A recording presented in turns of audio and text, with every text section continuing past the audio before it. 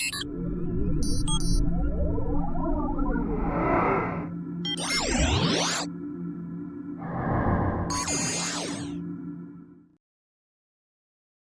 where you like, so that's the situation we try to put these people in. Like we had a couple, one of our clients had, who was that? Dave, was that his dad or somebody like? That was, that's Jason. Yeah. So someone passed away and we sent them flowers, you know. Oh, yeah, right. Dave. No, that was Bruce. Dave had a friend pass away. Yeah. Yeah. Both of So those same instance. Yeah. We've done that a few times, you know.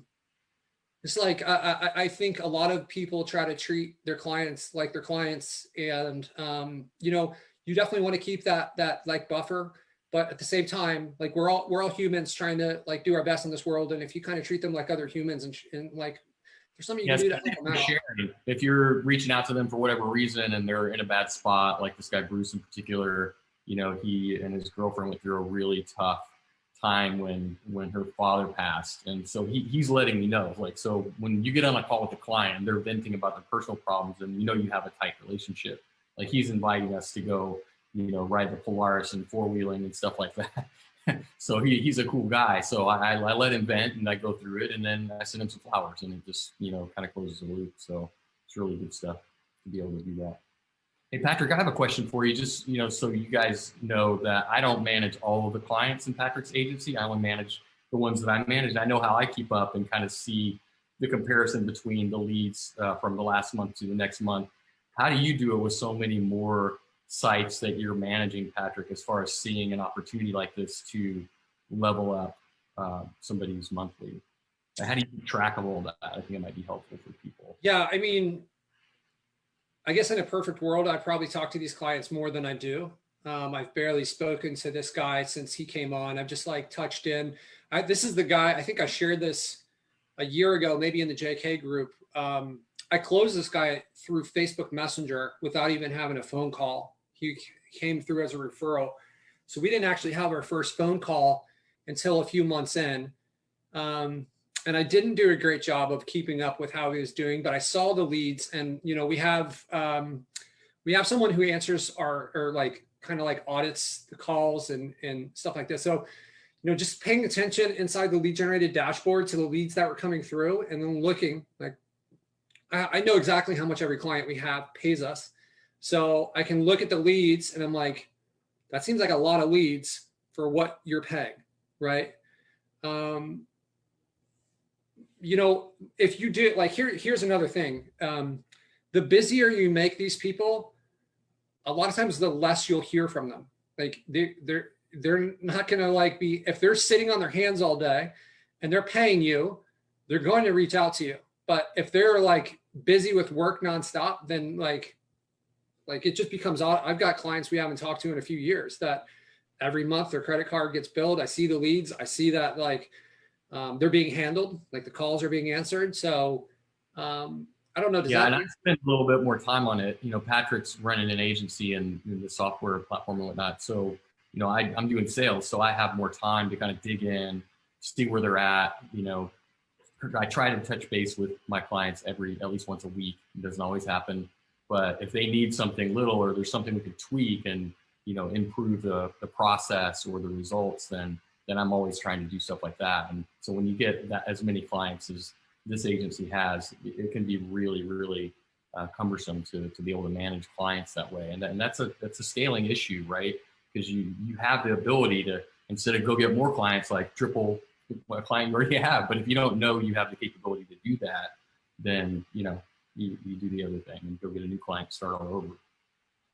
Yeah, absolutely. I think you've already built a strong relationship of trust with these people. I think it's important, you know, we have, I don't know how many clients we have, to be honest. I think somewhere between like 50 and 70. We've like fluctuated. And, you know, keeping your eye on those leads that are coming in. So if you guys aren't taking advantage of the qualified call filters, are something that's maybe we don't talk a lot about, but it in our agency, it certainly makes things a lot more valuable. And I'm going to go over what that is exactly so we can see it. I'll pull it up. And just real quickly, like when I reach out to these people, like I kind of tune into what's going on. Like if I have a client who's about to have a baby, you know, I'm trying to plant the seeds of expansion. Like when are you going to be ready to expand? Like there's going to be a time when you're going to want to go into the next market or go and, you know, add another niche or whatever.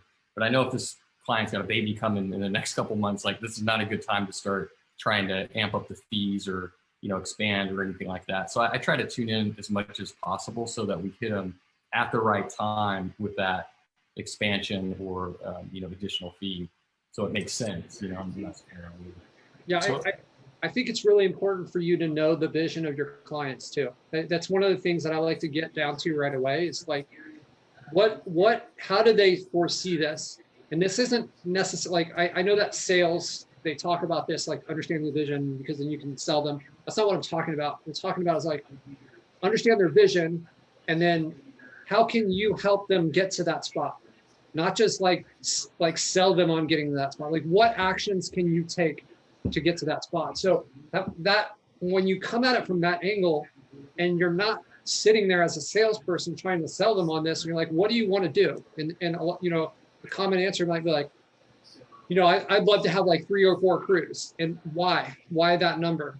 Because then we would have this many jobs. So, okay, so once you have like 3 or 4 crews, what is that going to mean? And eventually, a lot of times where you're going to get with this line of questioning is that they would like to have other people running the show for them so that they can like go on vacation and like have enough money coming in to be able to pay someone who's good at what they do that they can trust and count on, right? So their vision is really to build to scale and like pull themselves out of the business to some extent.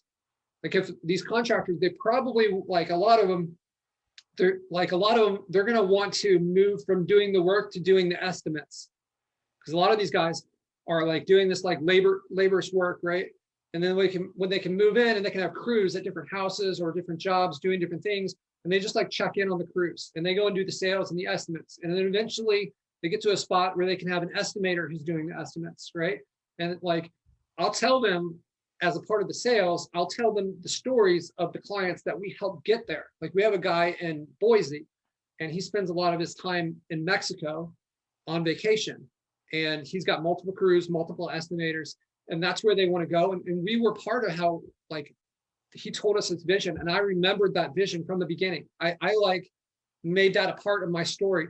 And, you know, one of the ways that we were able to scale is that we had managers within our agency, and the managers get assigned a set of clients. And I'll tell the manager, like, hey, this is the guy from Boise.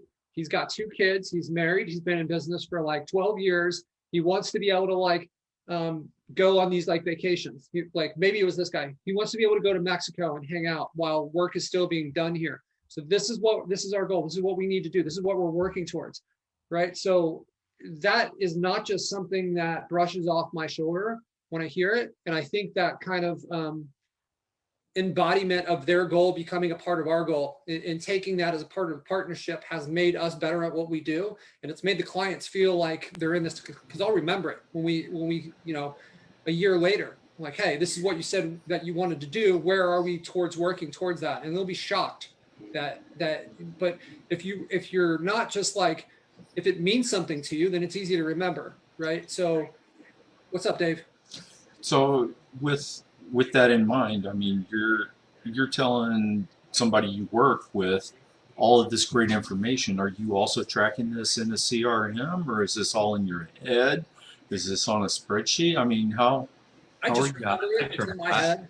Like if you're someone who can't remember it, then I would certainly write it down. But you know, I remember, I'm a people person. You know, I remember talking to you in Vegas outside the bathroom, right? Just for like 15 minutes, right?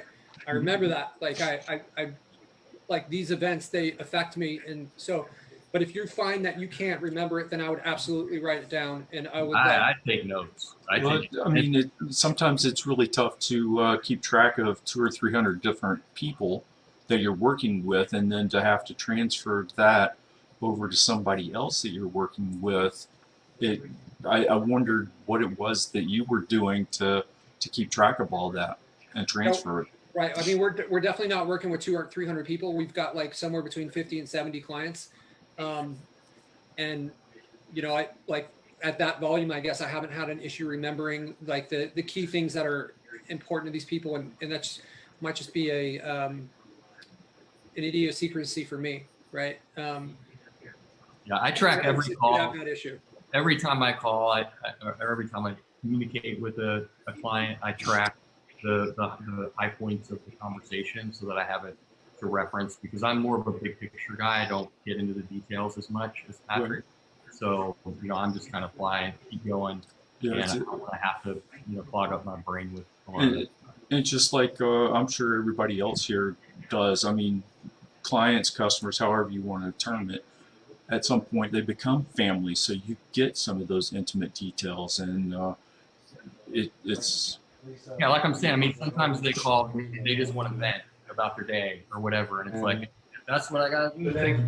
You know, moments later, she's calling back and like, who is that? We're getting some feedback here. So yeah, I didn't know if you had a magic bullet for that, Patrick, or even you, Jeff. So I would do it how Jeff says it. If you're asking a question, then I think that you probably need a system, and I think Jeff does a phenomenal job. One of the things that we're doing is we're going to be within our system, we're going to start introducing a lot of custom fields for the clients. So right now we have this like limited thing, but we're going to be having notes. You can add whatever fields you want, similar to how you can kind of build a website form. Nice. Where you can put in all these fields. We're going to be doing the same thing with that for clients, for companies, for GMBs, and then making all that stuff searchable and sortable so that you can kind of like have it in there. It'll be tied into the pipeline system that we're going to be releasing soon.